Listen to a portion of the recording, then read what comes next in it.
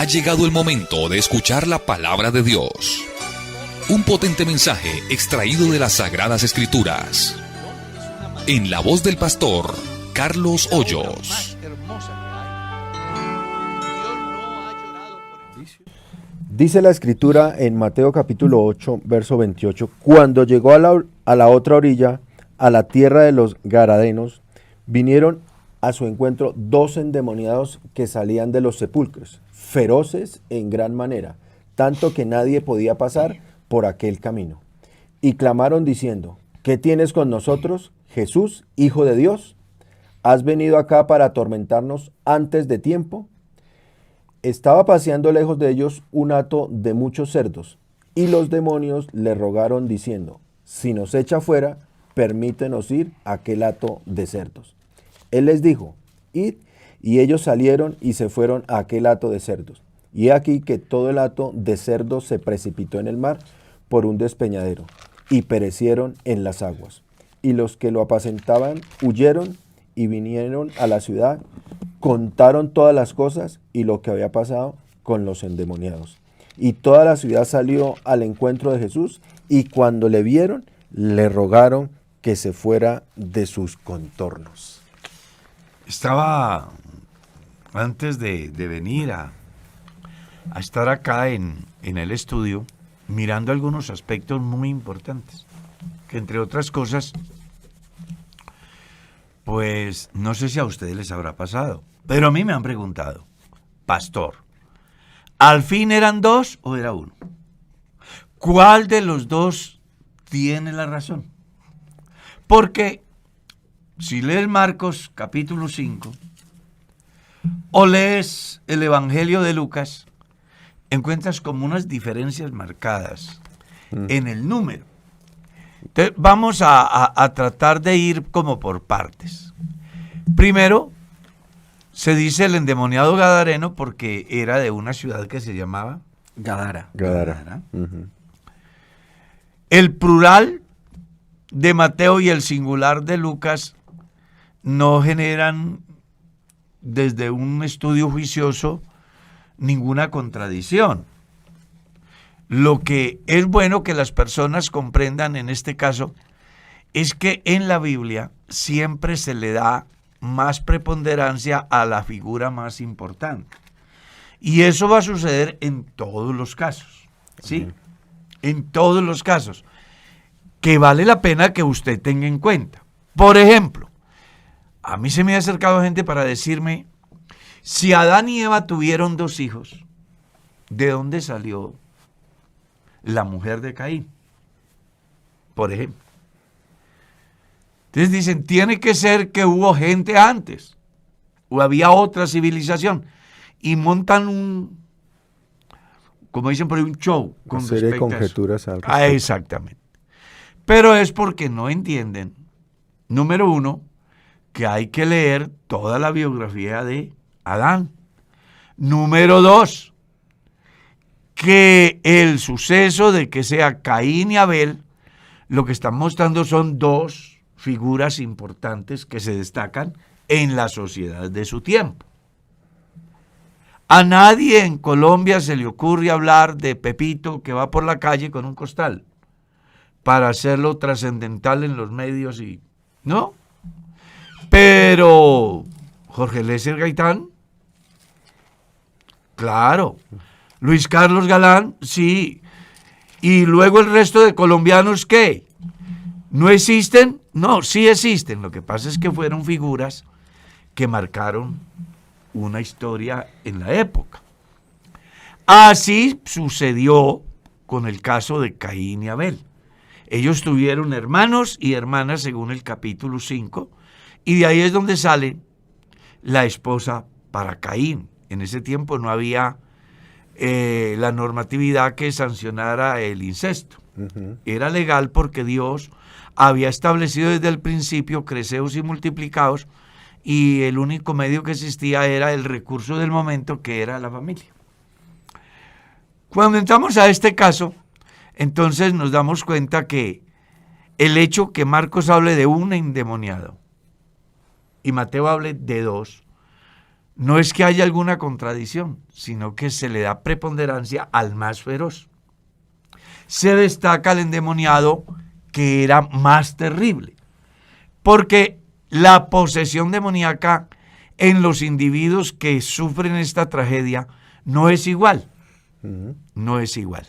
Y entonces ahí es donde usted puede entender que mientras Mateo se da cuenta de 2 endemoniados, Marcos destaca al más terrible, al que tenía una influencia mayor de Satanás en su vida, de tal manera que no había forma de controlarlo.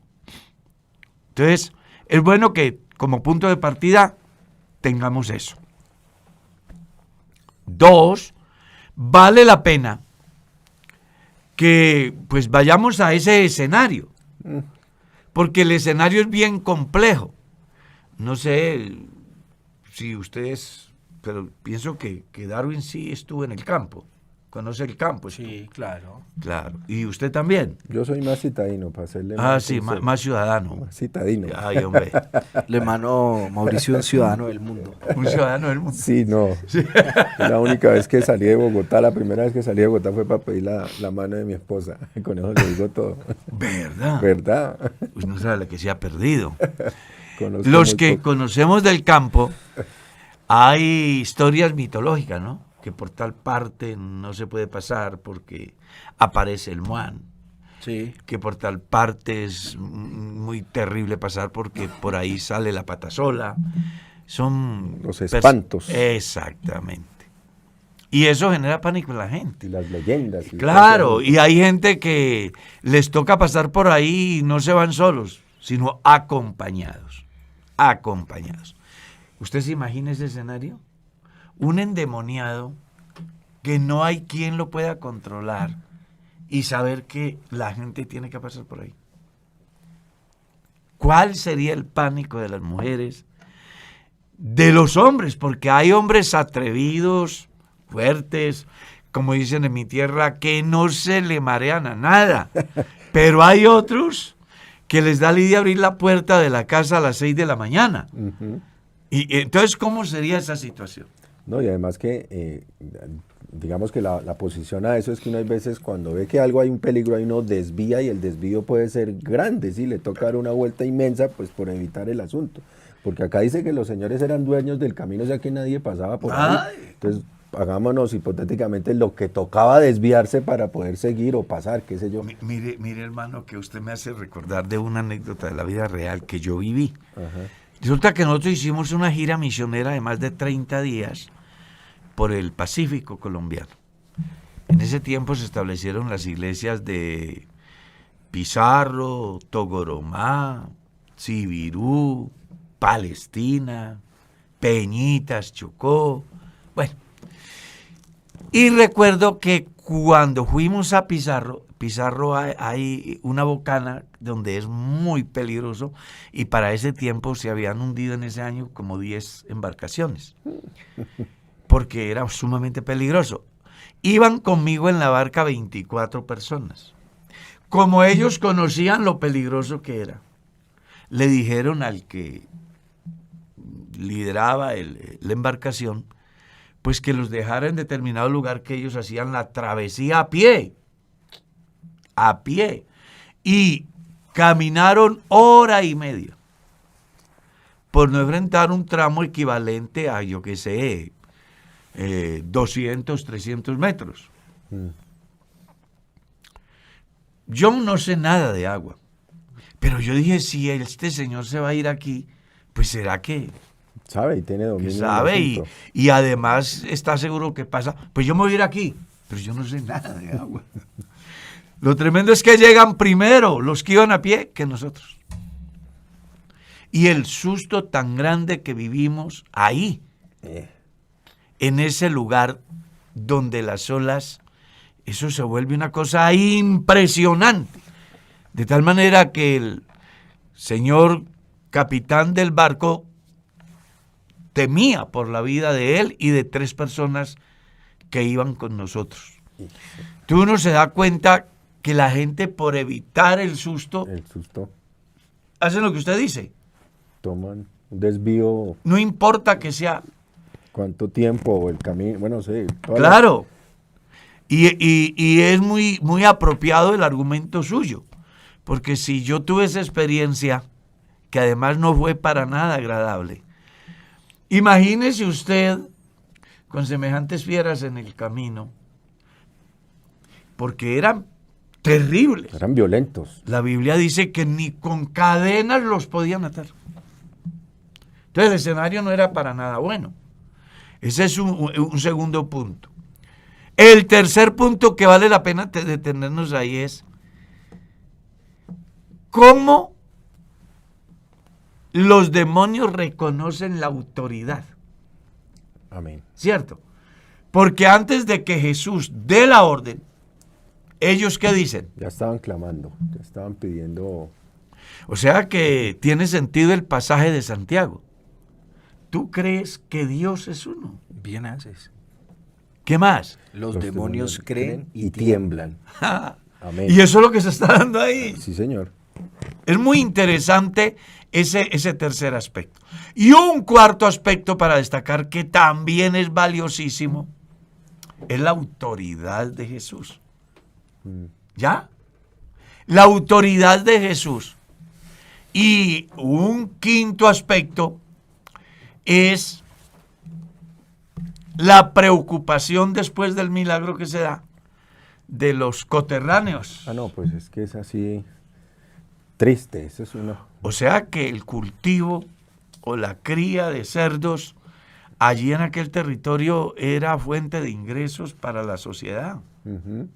Cuando uno mira todo ese cuadro, Sí. se da cuenta entonces de otros aspectos que me parece importante.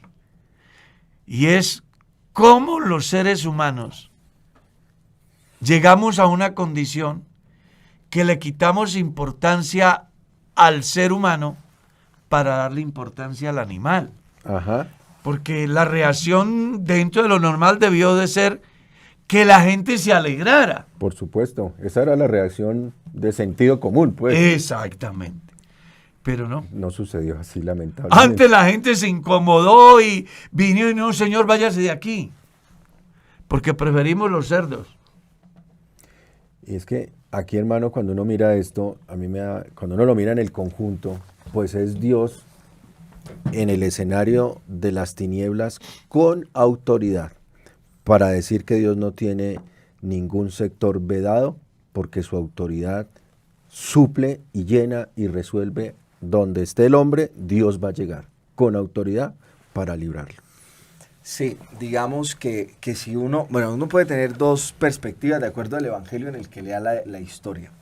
En relación con el evangelio de Mateo, hay como un cambio de perspectiva alrededor del poder que tiene Jesús. Uh-huh. Jesús hasta ese momento ha demostrado su poder sobre las enfermedades, ha demostrado su poder sobre las fuerzas de la naturaleza, pero digamos que en este momento se enfrenta a una realidad que en ocasiones uno, en la actualidad, a veces intenta aminorar o hacer como si no existiese. Y en este caso es el poder o el reino de las tinieblas, ¿sí? Uh-huh.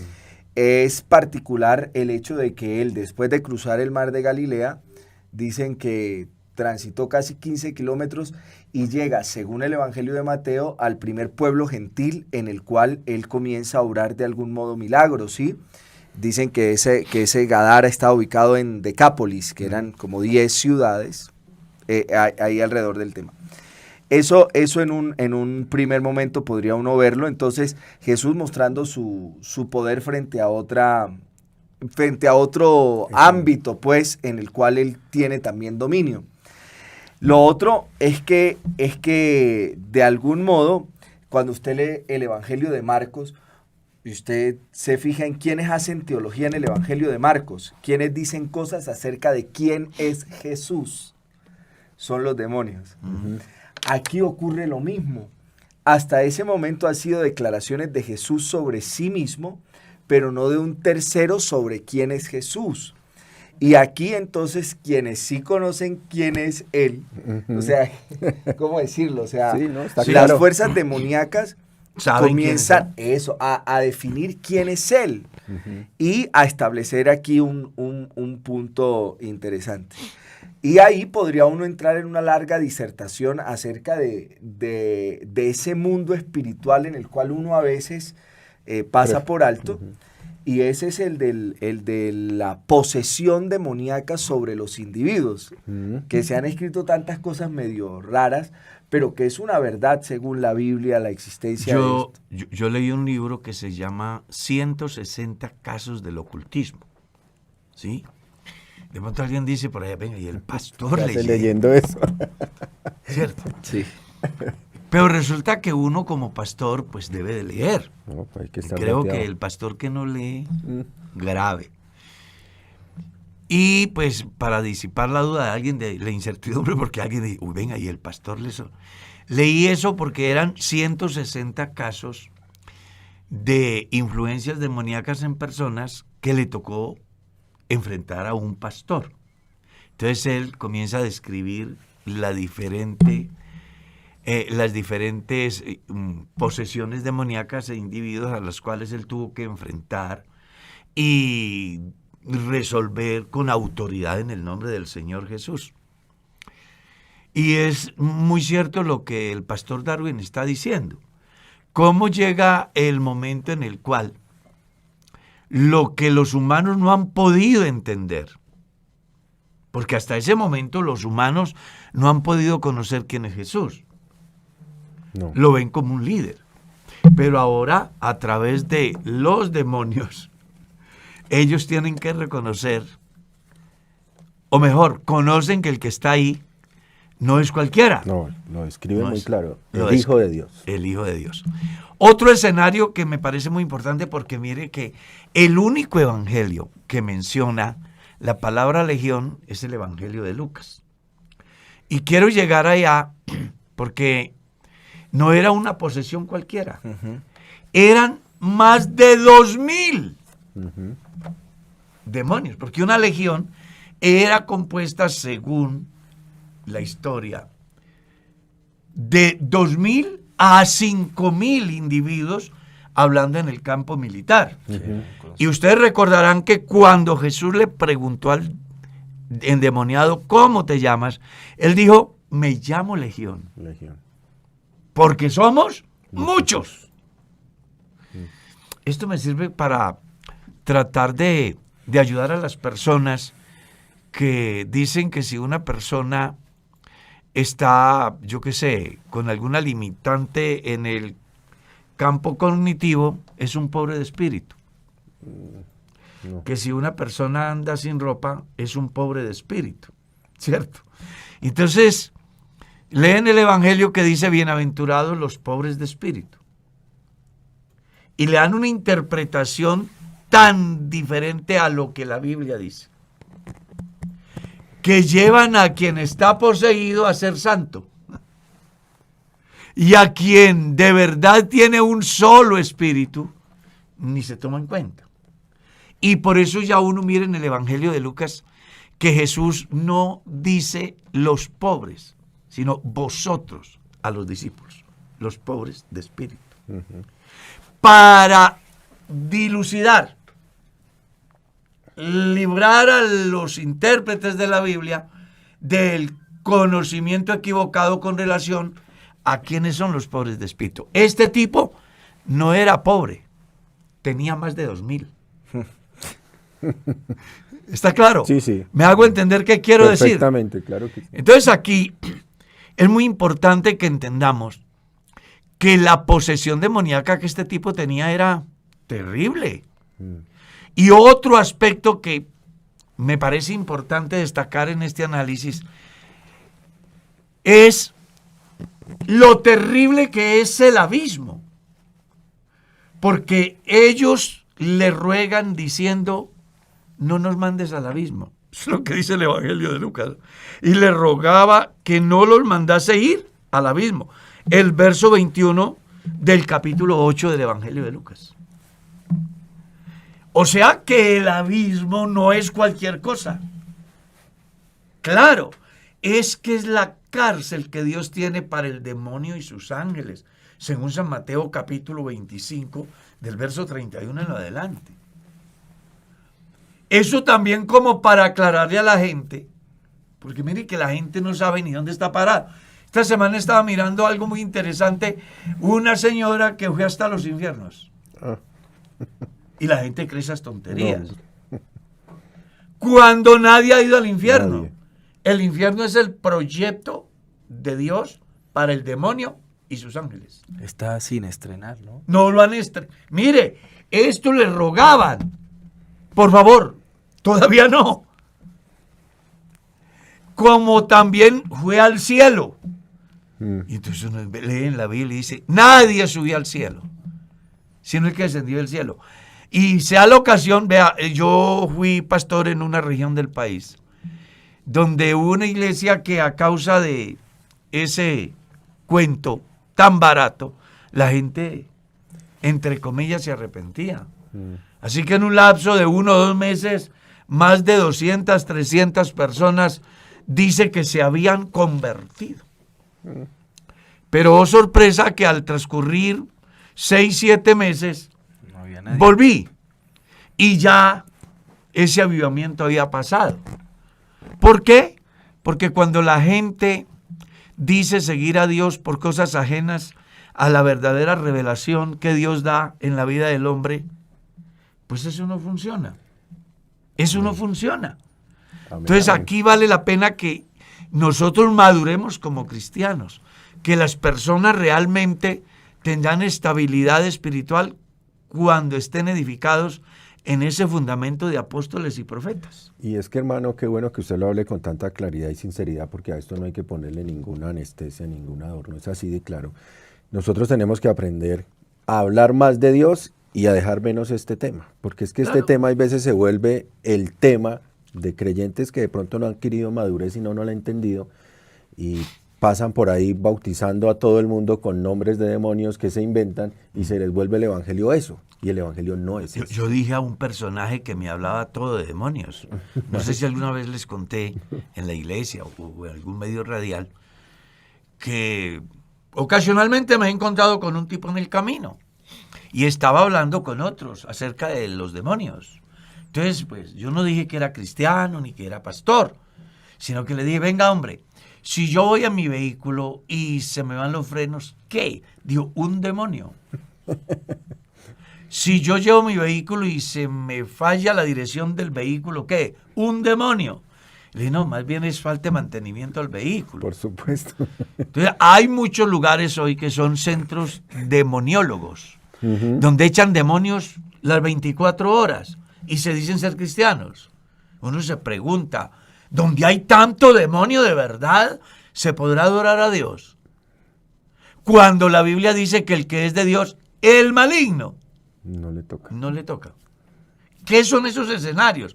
Por más que los disfracen de Biblia y de títulos interesantes que aparecen en la Biblia, no serán lugares de adoración a Dios, sino que le dan tanta preponderancia a los demonios, a los espíritus, que sacan a Jesús. Exactamente. Y por eso terminan por allá todos desubicados, Completo. hablando disparates, tomando decisiones equivocadas, porque no le están haciendo el culto al Dios único, Amén. que es el que tiene el control sobre todo.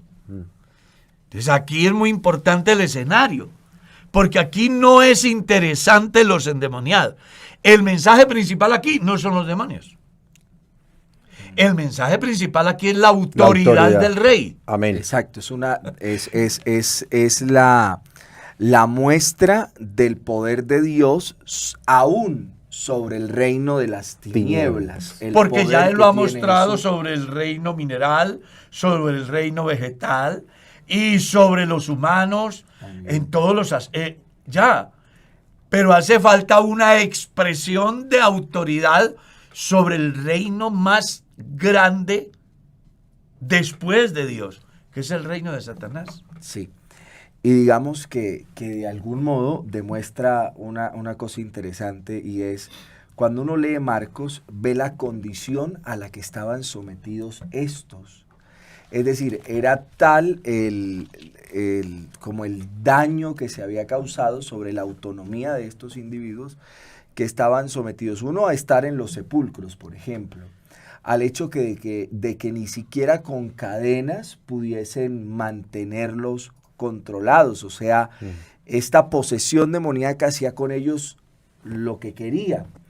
Y llega Jesús a traer un cambio total en la condición de vida de este individuo que está bajo esa posesión demoníaca, ¿sí? Encadenado. Habla de creo que uno de los propósitos grandes que vino a traer Jesús a la vida del individuo, que es libertad. Entonces, ese es un campo interesante. Pero yo sí quisiera decir algo, yo sé que ustedes lo que dicen es verdad, pero es decir, como con el cuento de las brujas, ¿no? De que las hay. No se trata de que los cristianos debamos estar cual cazafantasmas, como ocurre en ocasiones, buscando a quien tiene un demonio para liberarlo. Pero sí el cristiano, como usted nos ha enseñado, de tener la capacidad de identificar qué le ocurre al individuo que trae. Hay que hacer un diagnóstico. Con un pseudo posesión demoníaca o una enfermedad o aún una alteración nutricional o de condición física por el cansancio, por ejemplo, mental. ¿Para qué? Para que eso pueda, digamos que el cristiano atender de manera adecuada la necesidad de este que viene y le solicita. Yo quiero contar que para mí eso era un tema vedado. Para mí era un tema vedado, o sea, yo la verdad nunca me interesé por eso y creo que ese tipo de situaciones abundan más, no sé si me aceptan, en los pueblos que en las ciudades, ¿sí? Pero estando acá... Y dependiendo de la formación del líder. Sí, pero a lo que... Del contagio, del contagio claro, social. porque hay gente que es... Sí.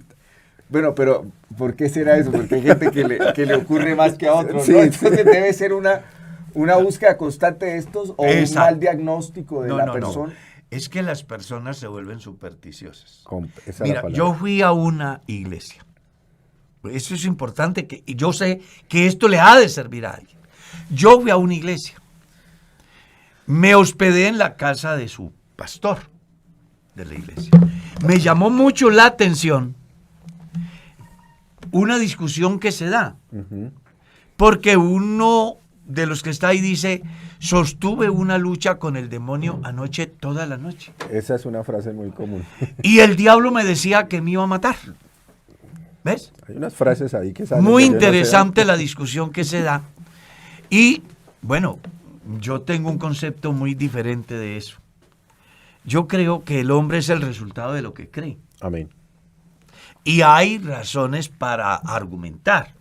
Entonces, cuando yo a toda hora vivo pensando en el demonio y no pensando en el que tiene el control de ello, Amén. pues yo termino siendo vulnerable. Tengo una puerta abierta. Completa.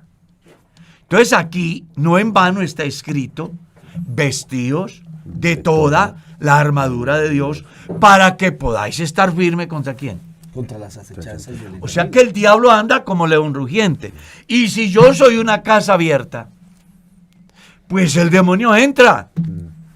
Porque el pastor Darwin está diciendo algo, que así como dicen con las brujas que las hay, es verdad.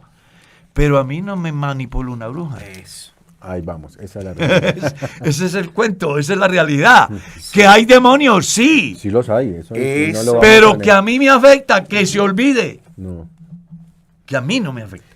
Yo tuve una experiencia en Radio Centinela de la cadena Super, donde doy una enseñanza en razón a la inquietud de algunas personas con relación a la influencia de los astros en el desarrollo de la vida del individuo que le definen su destino. Y yo he manejado la temática bíblica porque pues yo soy un fiel convencido que Dios y su palabra es una verdad absoluta. No es una verdad relativa, es absoluta. Amén.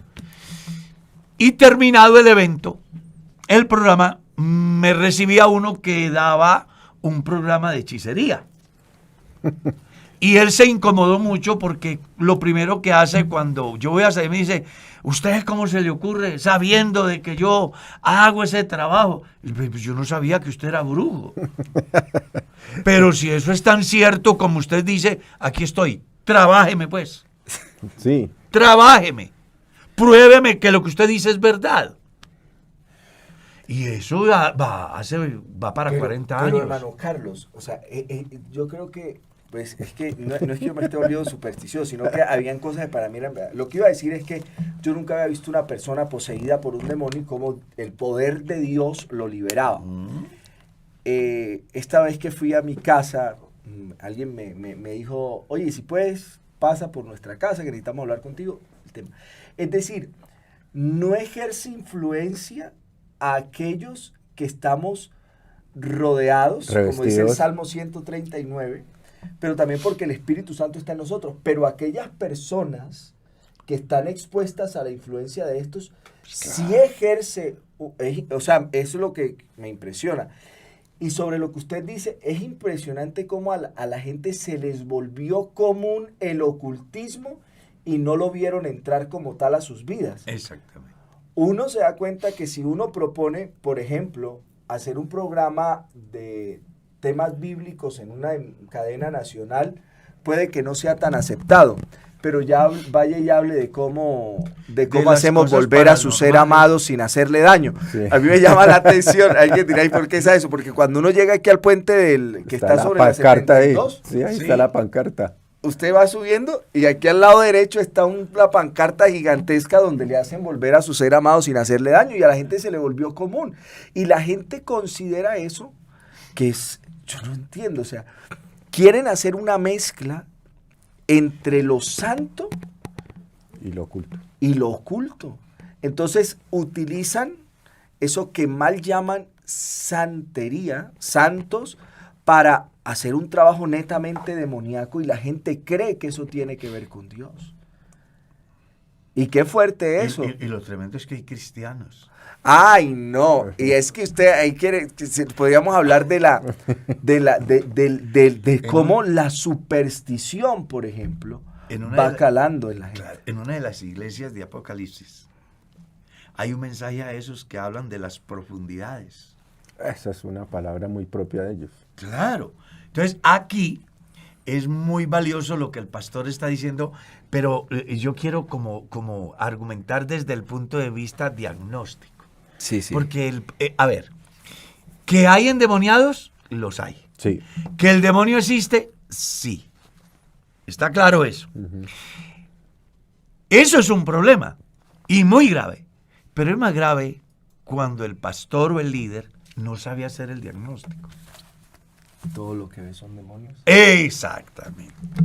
O sea, ahí es donde vale la pena que hagamos el análisis.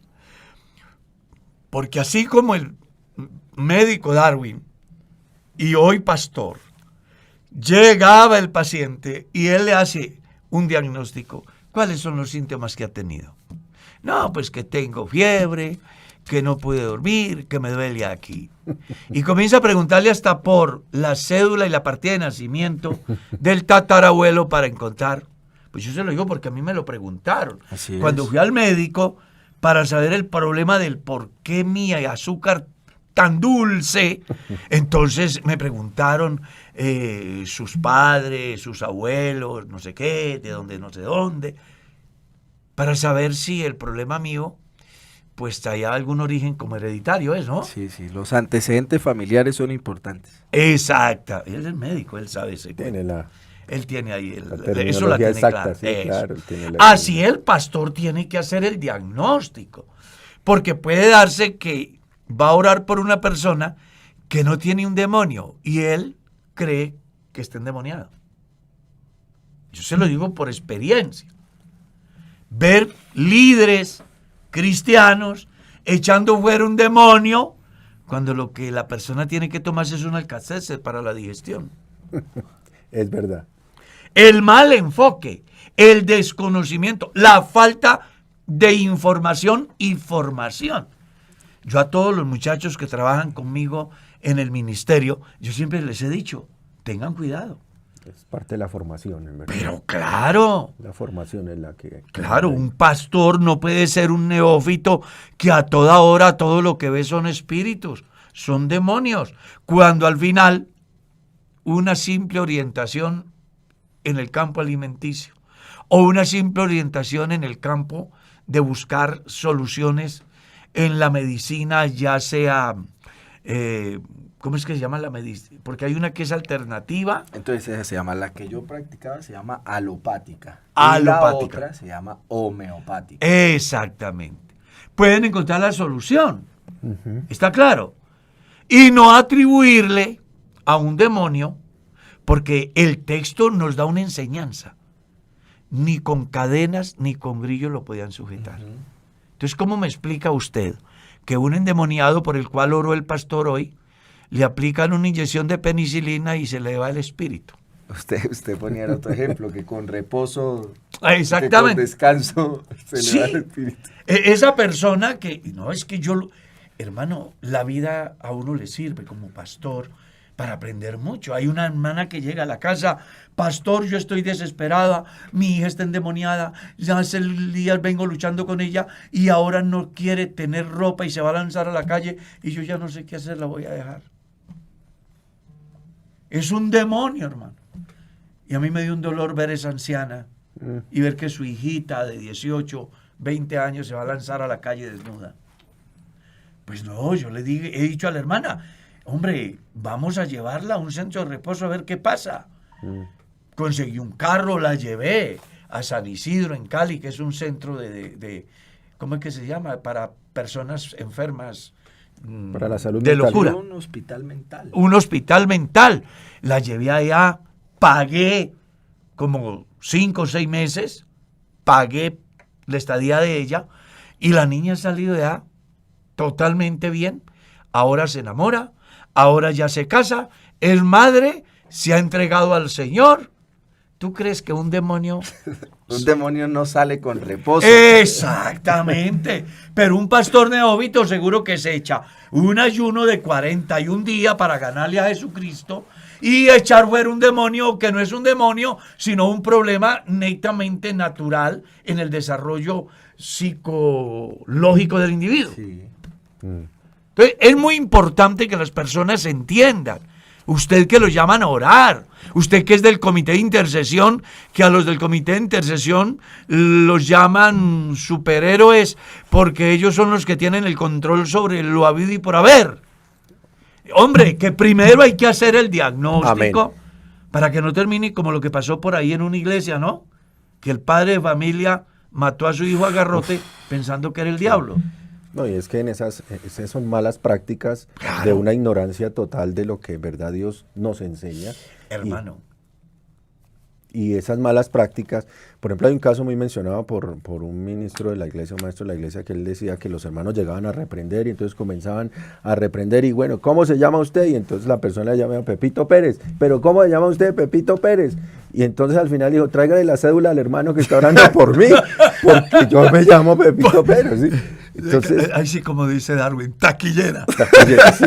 Entonces, en esas malas prácticas, hermano, eso es el efecto de no estudiar, de no leer, de no dejarse formar, de no estar ceñido a las cosas bíblicas, y esa es una mala práctica que no está escrita, pero que lamentablemente se lleva a cabo por no leer, por no dejarse direccionar, por no dejarse formar, por no dejarse orientar. Hermano, es que ahí cobra mucha importancia lo que Pablo escribe a Timoteo acerca de cómo elegir personas para el ministerio.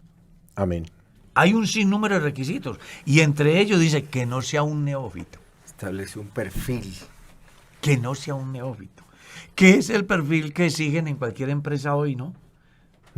Médico con 5 años de experiencia, ingeniero con 5 años de experiencia, o sea, que conozcan, porque van a enfrentar algo complejo en la empresa. Así también el que aspira al ministerio no debe ser un neófito. Pues yo siempre he dicho que estos medios como los que manejamos acá son la escuela para los futuros pastores, porque aquí nos enriquecemos los unos y los otros y lo hacemos a través de vivencias y basados en una hoja de ruta que se llama la palabra de Dios. Y es que, hermano, hay veces la gente cree que la prueba de su consagración son los demonios, y qué error tan grande. Oiga, eso también, ¿no? Qué error tan... Entonces, yo me enfrento a los demonios, entonces yo estoy espiritualmente bien. No, pare un momentico. Usted está espiritualmente bien y Dios es el que se enfrenta a las circunstancias que usted está ajeno a que puedan suceder o verse inmerso en una situación de esas. Hay líderes que se especializan en demoniología, y hay otros que se especializan en milagros, y hay otros que se especializan en sanidades, y hay otros que se especializan en la prosperidad, y hay otros que se especializan en bendecir la rosa, y hay otros que se especializan en bendecir el pañuelo.